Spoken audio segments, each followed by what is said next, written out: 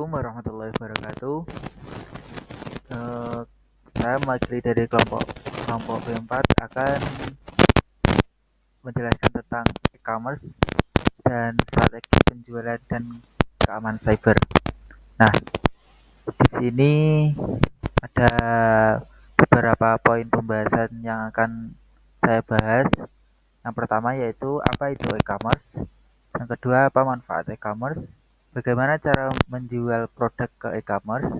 Pentingnya keamanan cyber di e-commerce dan bagaimana strategi keamanan cyber dan contoh kasus keamanan cyber di e-commerce. Nah, di sini saya akan menjelaskan apa itu e-commerce.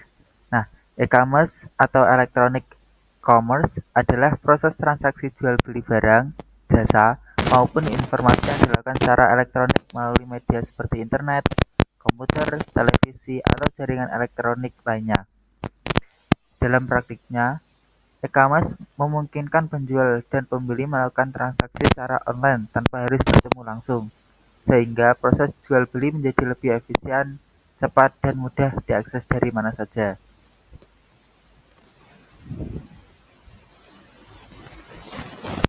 Kemudian, apa sih manfaat e-commerce? Nah, di sini ada beberapa manfaat e-commerce. Yang pertama yaitu menghemat waktu dan biaya bagi penjual maupun pembeli. Yang kedua, memperluas jangkauan pasar tanpa batas geografis. Yang ketiga, memudahkan integrasi dengan sistem pembayaran digital dan layanan logistik.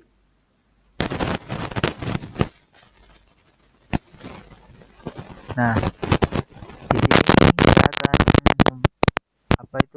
menjelaskan bagaimana cara menjual produk ke e-commerce. Nah, langkah yang pertama yaitu pilih platform e-commerce.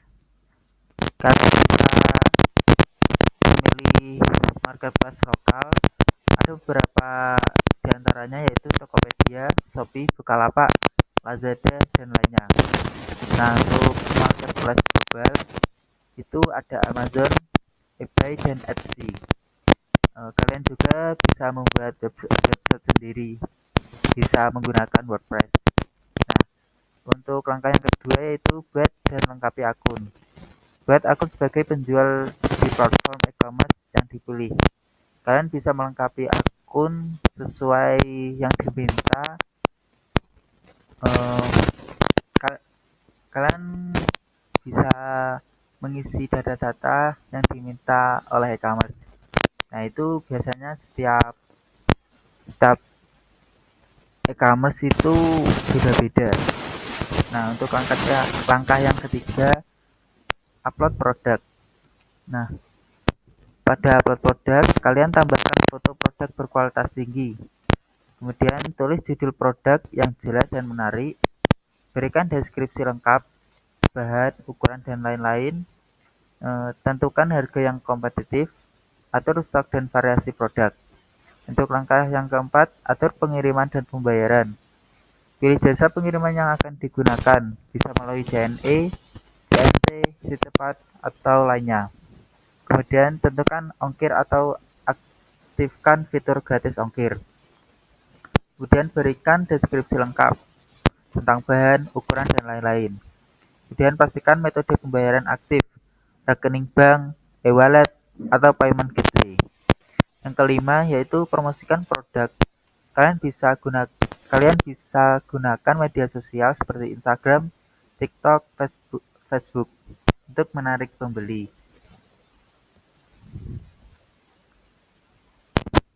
Nah, di sini kita masuki pembahasan pentingnya keamanan cyber di e-commerce. Keamanan cyber dalam e-commerce sangat penting karena menyangkut perlindungan data pribadi pelanggan, penjual, keamanan transaksi, reputasi bisnis, dan kelangsungan operasional. Platform e-commerce menyimpan informasi sensitif seperti data pribadi dan rincian pembayaran, sehingga sangat rentan terhadap serangan cyber seperti pencurian data, penipuan, dan peretasan. Jika terjadi kebocoran atau gangguan, bukan hanya kerugian finansial yang timbul, tapi juga hilangnya kepercayaan pelanggan dan potensi sanksi hukum. Nah, di sini ada strategi keamanan cyber pada e-commerce. Yang pertama, gunakan password yang kuat dan unik. Kombinasi huruf besar kecil, angka, dan simbol. Jangan gunakan password yang sama untuk semua akun. Kemudian ganti password secara berkala. Untuk strategi yang kedua, aktifkan autentifikasi dua faktor. Kalian bisa tambahkan keamanan saat login. Biasanya kalau login menggunakan kode OTP dari SMS ataupun email. Nah, untuk strategi yang ketiga, waspadai phishing. Jangan klik link mencurigakan dari SMS, email, atau media sosial, dan pastikan alamat situs e-commerce benar. Kemudian ada strategi keamanan selanjutnya, gunakan aplikasi resmi. Unduh aplikasi e-commerce hanya dari Google Play Store atau App Store. Dan jangan install aplikasi dari sumber yang tidak jelas. Untuk strategi yang kelima ya, logout dan bersihkan setelah digunakan, terutama saat menggunakan perangkat publik atau milik orang lain. Hindari penyimpanan password otomatis di browser umum. Untuk langkah yang terakhir, yaitu laporkan jika ada aktivitas mencurigakan. Segera laporkan ke customer service e-commerce jika melihat transaksi tidak wajar. Ganti password dan amankan akun secepatnya. Nah, di sini ada contoh kasus keamanan cyber di e-commerce. Nah, saya di sini mengambil sumber dari CNN Indonesia dan Kompas.com. Di sini menceritakan pada tahun 2020, Tokopedia, salah satu platform e-commerce terbesar di Indonesia, mengalami kebocoran data besar-besaran yang mengakibatkan sekitar 91 juta data akun pengguna dan 7 juta data merchant bocor dan dijual di dark web dengan harga sekitar 5.000 USD atau setara dengan 74 juta. Nah, kebocoran ini terungkap setelah peretas dengan nama Isodeng mempublikasikan hasil peretasan di Red Forum pada awal Mei 2020. Aksi meskipun peretasan sendiri terjadi pada Maret 2020, data yang bocor meliputi user ID, email, nama lengkap, tanggal lahir, jenis kelamin, nomor handphone, dan password yang masih terenkripsi. Kemudian Tokopedia mengklaim bahwa data penting seperti kata sandi tetap terlindungi karena dienkripsi, namun tetap menghimbau pengguna untuk segera mengganti kata sandi mereka. Selain itu, perusahaan juga menegaskan bahwa data pembayaran seperti kartu kredit, debit, dan OVO tidak terdampak dalam kejadian ini. Kasus ini menjadi perhatian besar masyarakat dan menyoroti pentingnya perlindungan data pribadi di era digital. Nah, kita masuk ke kesimpulan. Jadi, e-commerce telah menjadi bagian penting dalam kehidupan modern karena memberikan kemudahan dalam jual beli secara online, baik bagi penjual maupun pembeli.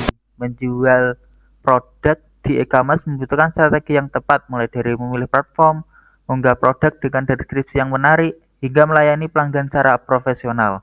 Namun, di balik kemudahan ini, aspek keamanan cyber menjadi krusial untuk melindungi data pribadi, transaksi, dan reputasi bisnis. Baik pemilik platform maupun pengguna harus memahami dan menerapkan strategi keamanan seperti pengguna autentifikasi ganda, enkripsi data, serta kewaspadaan terhadap ancaman seperti phishing dan kebocoran data. Contoh nyata seperti kasus kebocoran data Tokopedia pada tahun 2020 yang sebelumnya saya ceritakan tadi menunjukkan bahwa kelalaian dalam sistem keamanan dapat berdampak besar baik secara hukum maupun kepercayaan publik. Oleh karena itu, keamanan cyber harus menjadi prioritas utama dalam menjalankan dan menggunakan layanan e-commerce. Mungkin itu saja yang dapat saya sampaikan. Kurang lebihnya saya mohon maaf. Assalamualaikum warahmatullahi wabarakatuh.